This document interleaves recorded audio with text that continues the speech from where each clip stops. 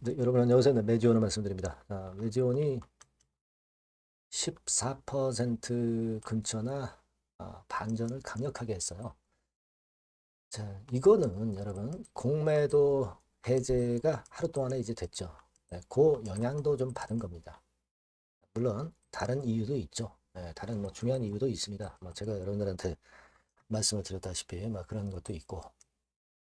그래서 이렇게 마무리가 됐는데 또 한편으로는 대차 잔고가 하루 동안에 한 50만 주가량 급증을 했단 말이에요. 그럼 이게 뭐냐 이거죠. 예. 자, 그래서 이 부분들을 제가 말씀을 잘 드릴게요. 지금 여러분 매지오는 허가 여부도 물론 중요하지만 그것보다는 지금 현재는 급건과 관련된 것보다는 이제 수급이나 투자주의 환기 종목으로 지정된 이후의 움직임 이게 굉장히 중요한 거죠. 이걸 말씀을 드릴게요. 여러분. 자, 그리고 영상의 끄트머리에는 액티브 종목을 하나 말씀을 드리니까 이거 관심 가지시고 꼭 좋은 결과 내시기 바랍니다. 매지원 먼저 말씀드릴게요. 여러분들 요즘 참 어려우신데 성원에 감사드리고 있습니다. 구독, 좋아요, 알림 설정 감사드리고요.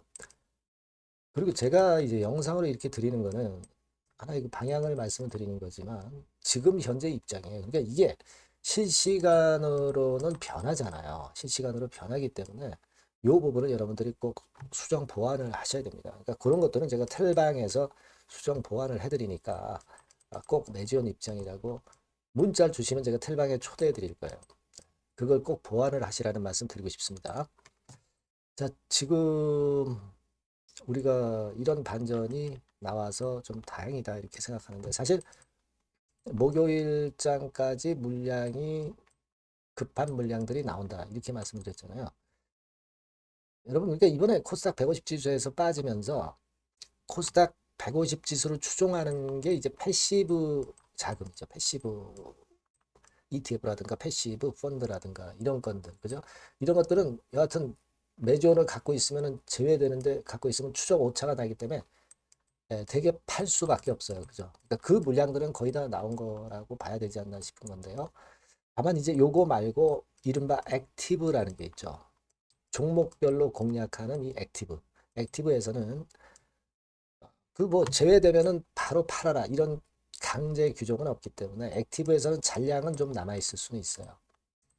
그러니까 요 부분의 잔량들은 이제 나올 수가 있겠죠. 그죠?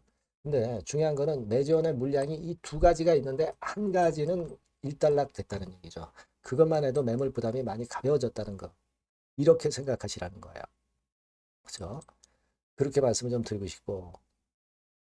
그리고 우리가 지금 보니까 말이죠. 이 공매도 해제가 하루 동안 됐던 거 여러분 잘 아실 겁니다. 공매도 금지 적용이 됐었죠. 근데 이제 요게 오늘 이후부터는 다시 공매도는 할 수가 있는 상황입니다. 자, 근데 대차를 빌려서 공매를 치는 거란 말이에요. 근데 이 대차가 크게 늘었어요. 크게 늘었습니다. 여기 보시면 지금 매지원과 관련해서 매지원에서 여기서 한번 보시면 매지원 있죠?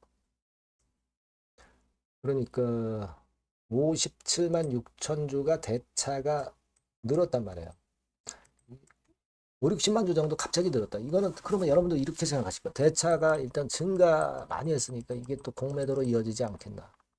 이런 생각할 수 있는데 자 여러분 제가 말씀을 드리고 있는 싶은 핵심은 이게 이런 연유가 있을 거예요. 왜냐하면 이제 목요일장부터는 대차를 잘 안 빌려주거든요. 그죠? 대차 잘 안 빌려줍니다. 그 이유에 대해서는 제가 말씀을 드렸어요. 금요일장부터 그죠? 그러니까 목요일 날 막차를 타는 거죠. 목요일 날 한번 그 대차를 빌려 가지고 공매 칠 생각을 하는 그런 막차를 타려고 대차를 빌린 그런 측도 있었기 때문에 대차가 목요일 날 좀 크게 늘었다. 이렇게 볼 수가 있겠고요. 두 번째로 이제 생각할 수 있는 부분은 뭐가 있을까요? 음, 상환을 이제 공매친 애들은 해야 되는데 왜냐하면 코스피 150 지수에서 빠지기 때문에 일단 이거 빌려주질 않으니까 이걸 재대차를 하는 거예요. 재대차 연장을 하는 거죠. 연장 그죠? 대차 빌려주질 않으니까 일단 이 갖고 있는 걸 연장을 하자.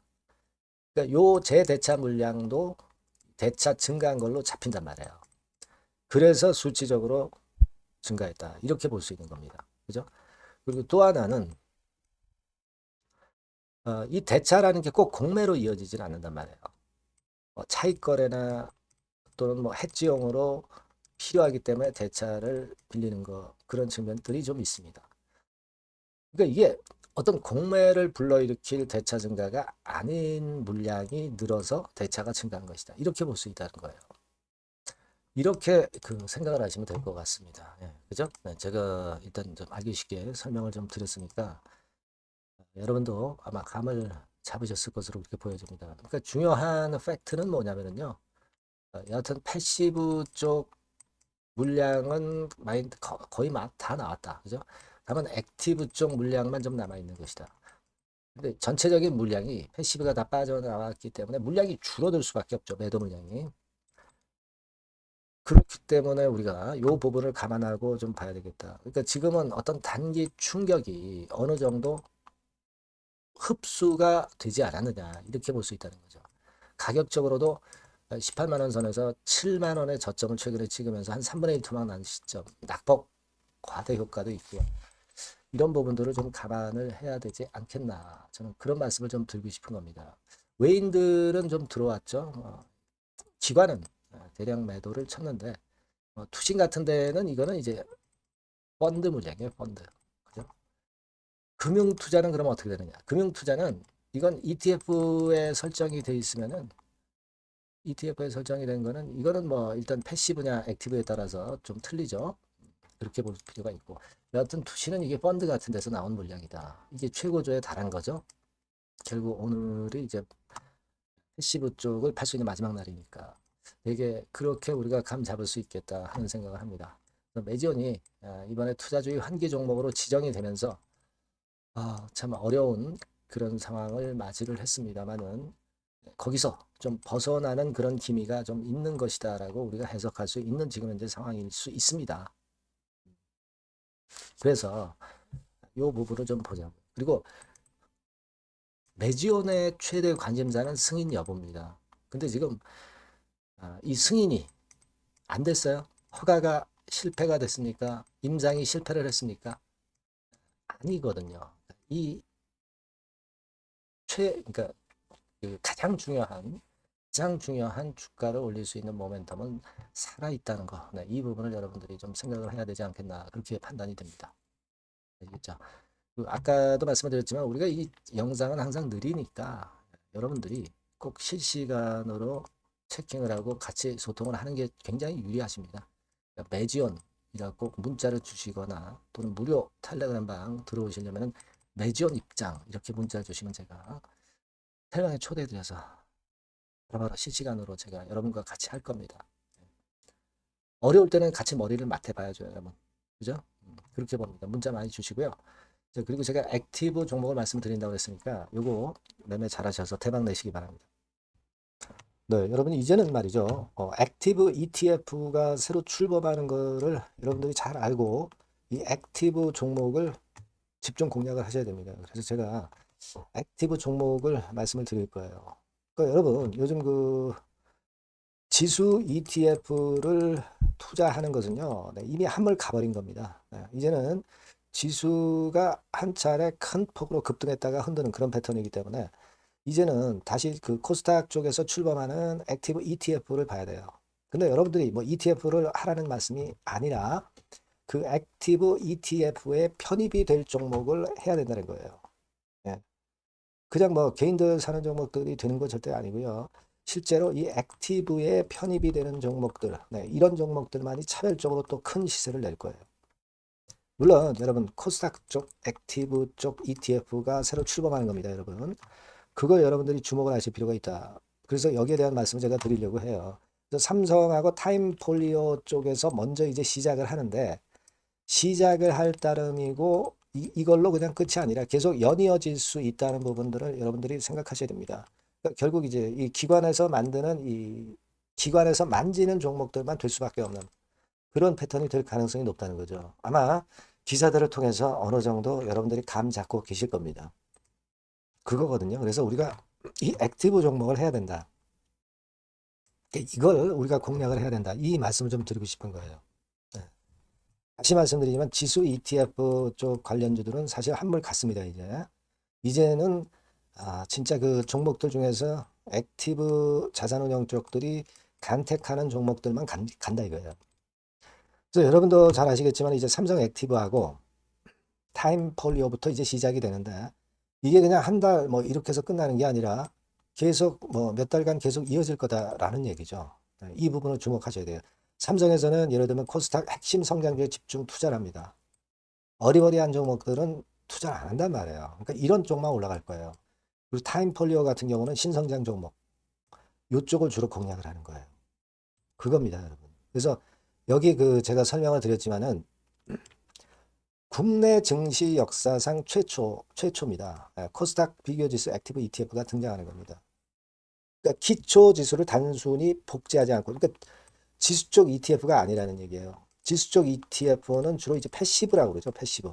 펀드 매니저가 종목과 비중을 직접 결정을 하는 거니까 우리는 여기서 이 종목을 잡자 이거예요.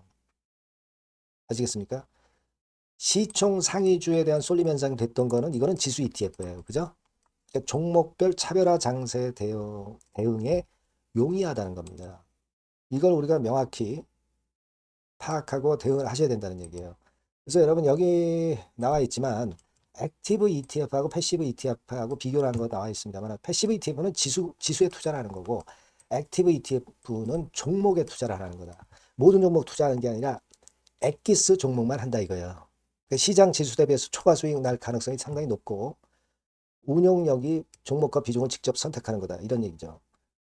예. 그리고 투자 전략은 수동적이 아니죠. 지수 추종하지 않기 때문에 능동적이고 시장 상황에 맞춰서 발빠른 대응이 가능하다. 그죠? 네. 이게 특징이에요. 그러니까 지금은 우리가 이 액티브 ETF에서 공략할 종목을 여러분들이 이제 선택해서 저하고 같이 하자는 얘기입니다. 그죠? 그거예요. 논점은. 거기에 바로 포인트가 있다. 이렇게 말씀을 좀 드리고 싶은 거고요. 자, 여기 보시는 바와 같이 자산운용사가 그 삼성과 타임 이후에도 계속 출범해요. 하나자산운용, 미래에셋, KB, 신한, 한국투자신탁운용 이런 식으로 출범합니다. 그러니까 선도주자인 삼성이나 타임 같은 경우가 분명히 이제 상당히 고무적인 좋은 결과를 만들어낼 거란 말이에요. 그렇게 되면서 이쪽으로 또 자금이 몰리는 겁니다, 여러분. 지수 ETF 쪽이 아니에요. 액티브 ETF 쪽으로 몰린다 이거예요. 자, 그렇기 때문에 이 건과 관련된 액티브 관련주를 제가 말씀을 드릴 거예요. 뭐 한 종목으로 끝나는 게 아니라 지속적으로 말씀을 드릴 겁니다, 여러분. 그러니까 여러분들이 이 전번으로 액티브라고 꼭 문자를 주시면 아시겠죠? 뭐라고요? 액티브, 그죠? 능동적인 그런 뜻이죠. 액티브라고 문자를 주시면 제가 그 종목과 매수 타임과 매도 타임과 중간중간 AS까지 드릴 거예요. 액티브라고 꼭 문자 주셔서 이번에 한번 좋은 기회 한번 발견해 보시자고요. 네, 아시겠죠? 네, 감사합니다.